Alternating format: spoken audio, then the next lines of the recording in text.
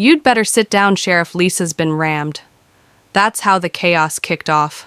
Not the whole saga, but that wild morning the sun was barely peeking over the ridge when I dialed the sheriff, half chuckling, half worried, watching Lisa Thornton flail like a puppet caught in a windstorm from my porch coffee mug in hand. I saw her stilettos hit the barn's threshold, me barn marked with 3 warning signs, a motion-triggered sprinkler, and a carved cedar plaque yelling, "Private barn, beware of ram." She read it squinting, as if it were a suggestion, mumbled about repairing the fence, and sashayed in, like she was the owner of the deed. 10 seconds later, she was flying. You'd expect a city girl to know better than to trespass on a country parcel with a history of cranky animals, but not Lisa. She just rolled into Cloverfield, a dot of a town where the diner's chalkboard serves as the local news, hot off a city of artisanal coffee and dog gossip. She came in with designer suitcase, a plastic fern, and a list of neighborhood improvements the day she moved in. She insisted on talking to the HOA president when I informed her we didn't have one. Her face scrunched up like she'd licked a lemon. She resented my barn, said it destroyed the hills. Aesthetic balance complained. My goats seemed stressed. Complained my scarecrow was too intimidating. I asked whether her perfume might be less overpowering. We didn't exactly get along, but I never figured she'd break into my barn on a Wednesday morning when I was lubricating the tractor playing classic rock on a wind-up radio. That barn wasn't just any building. It was a fortress defended by a 300-pound suffed ram named Thunderbolt, not a nickname. A warning black-faced, horned as big as a tank that devoured another tank. Thunderbolt was territorial, grumpy, prior to noon, and once excluded from a county fair for intimidating stares. I adopted him after he headbutted his own mom at 3 weeks. We had an agreement. I fed him, gave him room, and he kept out the lunatics. Lisa was Exhibit A. I saw it happening like a slow-mo train wreck. Lisa, ignoring every blazing red flag, creaked open. The barn doors stepped onto the haste-strewn floor and froze. Thunderbolt stood center stage, a woolly giant munching a wad of burlap as if he was charging her rent. Their eyes met 2 alphas measuring each other up, determining who'd blink. Lisa blinked, but instead of retreating, she screamed and flailed her arms as if she was shooing a fly. Deadly error. Thunderbolt doesn't negotiate. He bull rushes. It wasn't a gore fest. Thank goodness, just a measured push at 20 miles per hour. Lisa flew out the doors into a compost heap's soft hug, screaming like she'd been thrown into a battlefield. That's when I phoned Sheriff Nora Blake, who'd witnessed a lot in Cloverfield, but never a ram attack this dramatic. She pulled up 10 minutes later, cruiser screeching, gravel sunglasses on. Despite the clouds, she took one glance. Lisa mud-spattered and raving Thunderbolt, glaring from the barn and deadpanning. Tell me the ram's not actually named Thunderbolt. I'd never exaggerate royalty. I said. Lisa, now semi-composed, raved about lawsuits, property arguments, animal cruelty, and vertigo, induced by trauma. She swore Thunderbolt wore a killer's gleam. Nora turned to conceal a smirk. I provided Lisa with a towel. She flapped it aside. I offered a chair. She ordered me arrested, then with a dramatic flourish, she produced her phone and began to record. "This is going to the county council," she bellowed. "I'll have your livestock permit revoked. Don't require a permit to possess a ram." I told her, drinking cold coffee, "This is Texas." But the humor darkened as Nora and Lisa exchanged insults. I went into the barn to monitor Thunderbolt and secure everything, in case Lisa came back with a lawyer and a grudge. That's when I noticed eat a section of hay, typically level, now depressed, as if something heavy had been hidden and quickly covered. I took a pitchfork, scratched off the straw, and struck something hard.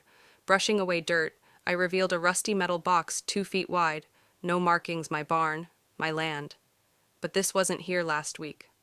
I glanced at Thunderbolt, who gave me a look that could have meant I saw nothing or keep digging. Fool, the box felt wrong.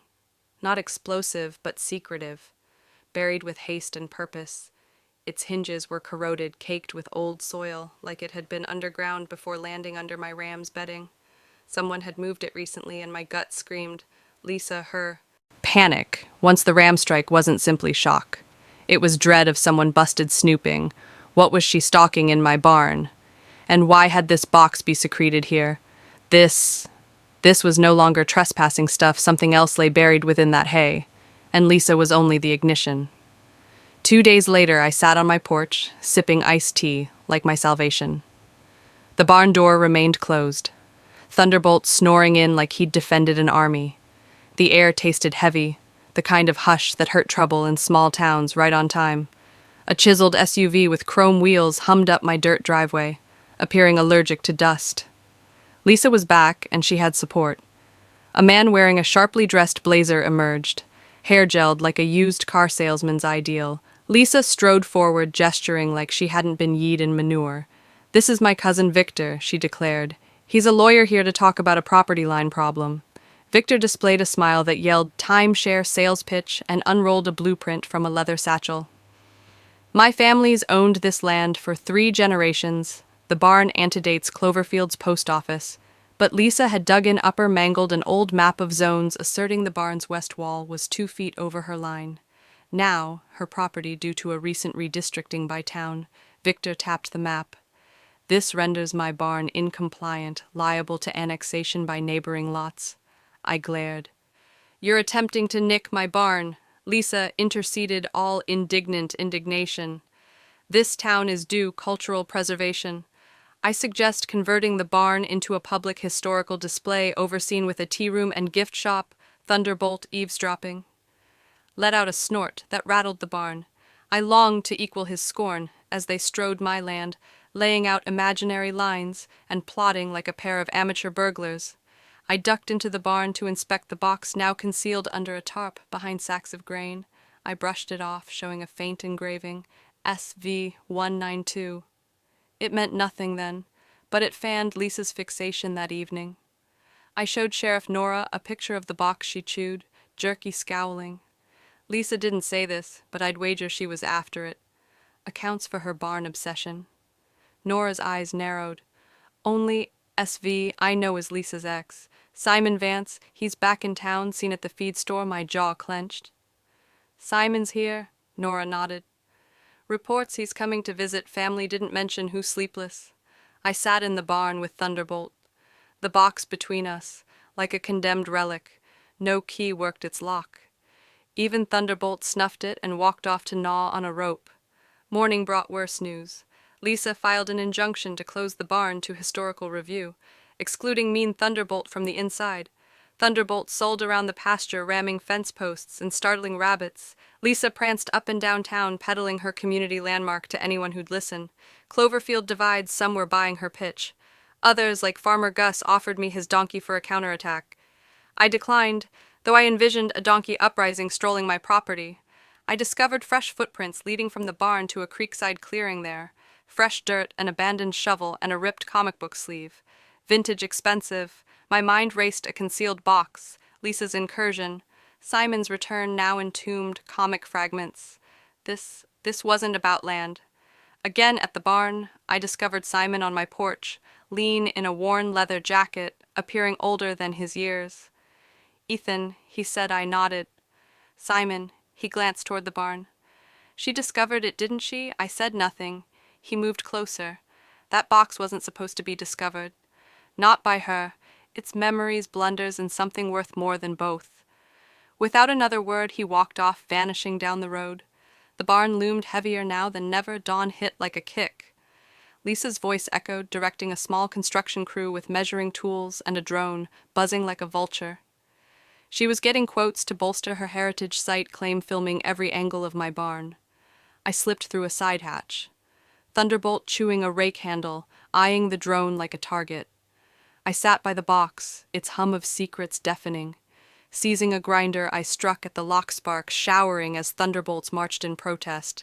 The lid groaned open, showing fresh comic books, first issue Marvels and DC's worth thousands, perhaps tens of thousands under baseball cards, a Babe Ruth, a flawless Nolan Ryan rookie beneath that. A folder of clippings, ledgers, and pictures of young Simon with Cloverfield's mayor, then a councilman at private auctions, a receipt for sale of land signed by my land's previous owner, and LT Lisa Thornton. My head spun, the barn doors creaked. Simon stepped in, eyes on the box. "You opened it," he said. Wearied. "What is this?" He sighed in the 90s. Comics were a black market gold mini to launder money. I began collecting, then selling. Someone paid $10,000 for one box. Lisa got greedy, wanted profits, not nostalgia. We split before I could move the hiding place. My buddy hid it here, then ghosted. Lisa traced it when she relocated back by making a phony zoning argument to acquire the barn. I presented him with the receipt she signed this, he nodded. Dummy deed to avoid audits. She's got no actual claim but enough to fool a clerk. Then Lisa's voice cut in. I know what you discovered. She remained at the doors, eyes fixed on the box as if it were El Dorado, handed over to me. Simon, you're in my debt. Simon took a step forward. You turned and walked away. Lisa, you trespassed, plotted. This doesn't belong to you. Her voice dripped with venom. I washed half that cash. I've got evidence. I jumped in. You attempted to take my barn unlawfully. This box was broken into on my property. And the sheriff's considering a warrant. Her eyes darted, calculating. Then she fled. Running across the field, clipboard flapping, Thunderbolt saw his moment, charging through the dust. Her scream echoed as he sent her sprawling. Simon shut the doors, his face grim. This wasn't over, but we held the cards, and the ram had spoken. Cloverfield buzzed like a kicked hive by noon. Folks camped outside the sheriff's office with picnic baskets, gossiping as Lisa was questioned for trespassing, and intent to aggravate her zoning claim crumbled.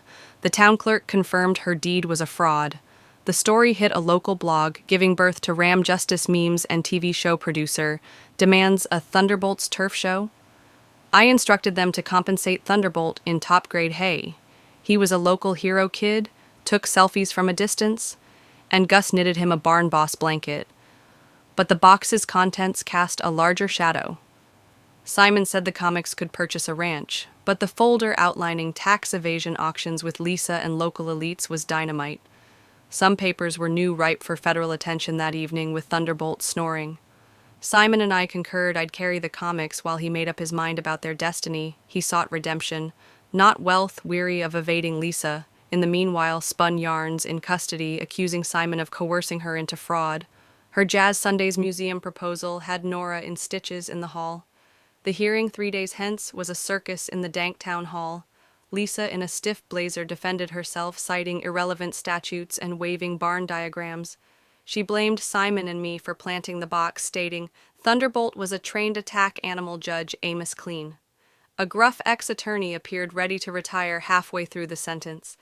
I produced my deed, Simon's affidavit, and a picture of Thunderbolt in a party hat to demonstrate his ducal nature. Amos grunted and accepted it. The verdict was quick. Lisa's allegations dismissed, injunction removed, and a council order to desist from harassing barns. She screamed about appeals. Amos wanted her luck, finding a court beyond common sense. Lisa disappeared to Vermont, allegedly battling to prohibit cows for smell offenses. The barn was a legend. Visitors taking photos. Children leaving snacks for Thunderbolt. I refurbished the doors, put up a sign, honor the ram at sundown with Simon, or just Thunderbolt. I'd sit with a beer. The barn's peace. Hard one when new people inquire why it's off limits. I smile. Go ahead, enter inside. Just don't weep. When the ram settles the score.